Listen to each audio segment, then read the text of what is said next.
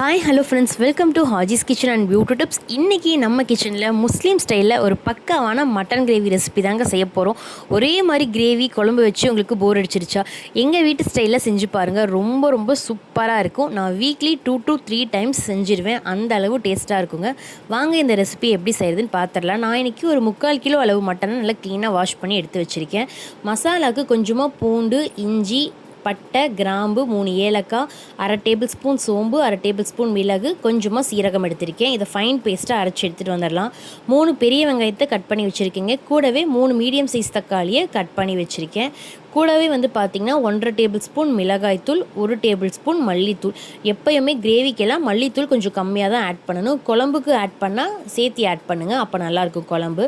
So இப்போ ஒரு குக்கரில் தேவையான அளவு ஆயில் ஆட் பண்ணிவிட்டு, ஆயில் நல்லா சூடானதுக்கப்புறம் இந்த மாதிரி பெரிய வெங்காயத்தை ஆட் பண்ணிக்கலாம். வெங்காயம் நல்லா கோல்டன் ப்ரௌன் ஆகிற வரைக்கும் வதக்கி விட்டுக்கலாங்க.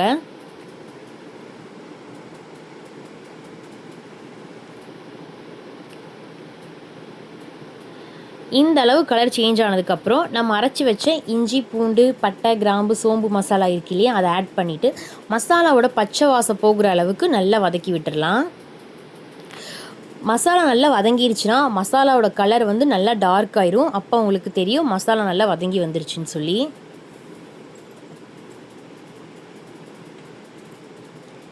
இப்போ பாருங்கள், மசாலா நல்லா கலர் சேஞ்ச் ஆகி பச்சை வாசலாம் போய் நல்லா வதங்கி வந்துருச்சு. இப்போ கிரேவிக்கு தேவையான அளவு 1/2 டேபிள் ஸ்பூன் கல்லுப்பு, கூடவே கட் பண்ணி வச்சுருக்க தக்காளியும் ஆட் பண்ணிட்டேன். தக்காளியும் நல்லா வதங்கி வரட்டும்.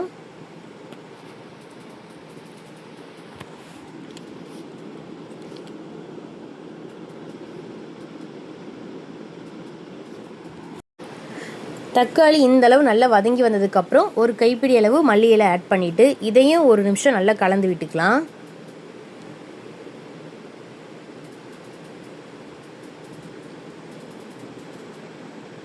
இப்போ நம்ம எடுத்து வச்சுருக்க மல்லித்தூள், மிளகாய்த்தூள் ரெண்டையுமே ஆட் பண்ணிக்கலாங்க.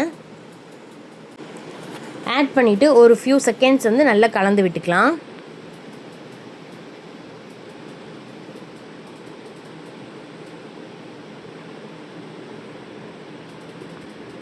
அவ்வளோதாங்க. இந்த மாதிரி நல்லா கலந்து விட்டுட்டு நம்ம இதில் மட்டன் பீசஸை ஆட் பண்ணிடலாம். ஏன்னா மல்லித்தூள், மிளகாய்த்தூளோட பச்சை வாசம் போகணும், அதனால தான். ஸோ இந்த மாதிரி பச்சை வாசம் போய் கொஞ்சம் நல்ல கலர் சேஞ்ச் ஆயிரும். இப்போ நம்ம இதில் மட்டன் பீசஸை ஆட் பண்ணிடலாம்.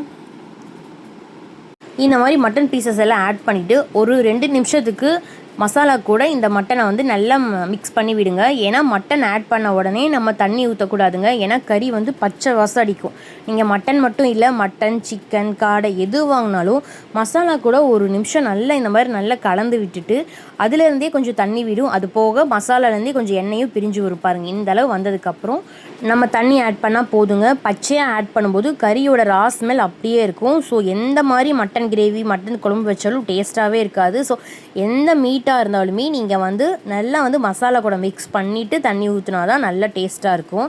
இப்போ நான் மட்டனுக்கு தேவையான அளவு தண்ணி ஊற்றி விசில் போட்டு வச்சுட்டேங்க. ஒரு 7 விசில் விட்டால் போதும். மட்டன் கிரேவி சூப்பராக ரெடி ஆயிரும். பாருங்கள், இந்த அளவு சூப்பராக விசில் விட்டு எடுத்தாச்சு. கறியெல்லாம் நல்லா சூப்பராக சாஃப்டாக வந்துருச்சுங்க. இப்போ நான் இது கொஞ்சம் குழம்பு மாதிரி இருக்குது. ஸோ நான் இதை சிம்மில் 5 நிமிஷம் வச்சேன்னா நமக்கு கிரேவி கன்சிஸ்டன்சி கிடச்சிரும். அவ்வளோதாங்க, பாய் வீட்டு மட்டன் கிரேவி சூப்பராக ரெடி ஆயிடுச்சு. இது சாதம் மட்டும் இல்லைங்க, இட்லி, தோசை, சப்பாத்தி, புரோட்டா எல்லாத்துக்கூடையும் சைடிஷாக வச்சு சாப்பிட சூப்பராக இருக்கும். நீங்களும் கண்டிப்பாக ட்ரை பண்ணி பாருங்கள். இந்த கிரேவியை குழந்தைங்க கூட விரும்பி சாப்பிடுவாங்க, அந்தளவு டேஸ்ட்டாக இருக்குங்க. நீங்கள் நல்ல காரம் சாப்பிட்றவங்களா இருந்தால் 1 டேபிள் ஸ்பூன் மிளகாய் தூள் எக்ஸ்ட்ரா போட்டு செஞ்சு சாப்பிட்டு பாருங்கள். செம்ம டேஸ்ட்டாக இருக்குங்க. இந்த மாதிரி ரெசிபீஸ்க்கு நம்மளுடைய சேனலை ஃபாலோ பண்ணிக்கோங்க. இது மட்டும் இல்லாமல் முஸ்லீம் ஸ்டைல்ஸ் பிரியாணி, எல்லா கிரேவி, குழம்பு எல்லாமே நான் ஒன்று அப்லோட் பண்ணிட்டு தான் இருக்கேன். உங்களுக்கு வீடியோ பிடிச்சிருந்துச்சா நம்மளுடைய சேனலை சப்ஸ்கிரைப் பண்ணிவிட்டு கூட இருக்க பெல் சிம்லையும் கிளிக் பண்ணிக்கோங்க. அப்போ தான் நம்ம போடுற வீடியோஸ் எல்லாமே ஒன்று விடாமல் உங்களுக்கு நோட்டிஃபிகேஷனில் காமிக்கும். தேங்க்ஸ் ஃபார் வாட்சிங்.